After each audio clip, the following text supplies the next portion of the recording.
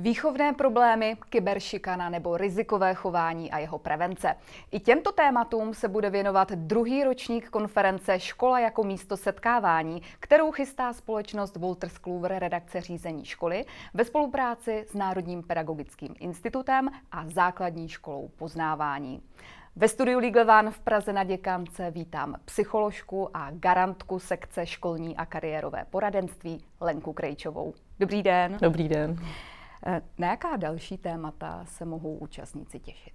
V naší sekci se témata rozdělila přesně do těch dvou skupin, tak jak se ta sekce jmenuje. To znamená, jsou témata, která se věnují víc poradenské práci a pak jsou témata, která se věnují kariérovému poradenství přímo se zaměřením na kariérový rozvoj, kariérové vzdělávání a poradenství v této oblasti. A vlastně obě skupiny těch příspěvků jsou vyrovnané. A jde tedy o příspěvky z různých sfér poradenství. Řekla byste, že něco spojuje?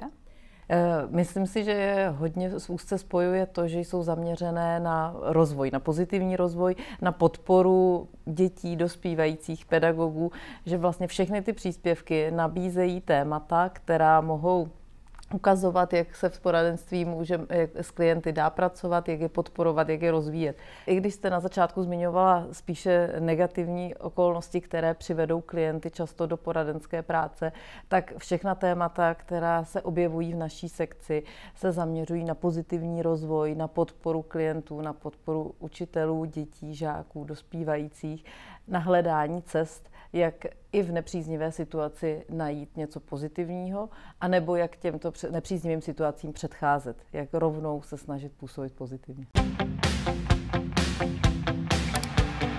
A na závěr ještě prozraďte, kdy a kde se konference koná. Konference se koná tradičně v říjnu, a to konkrétně 4.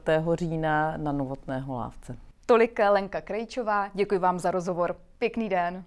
Děkuji za pozvání, také přeji pěkný den.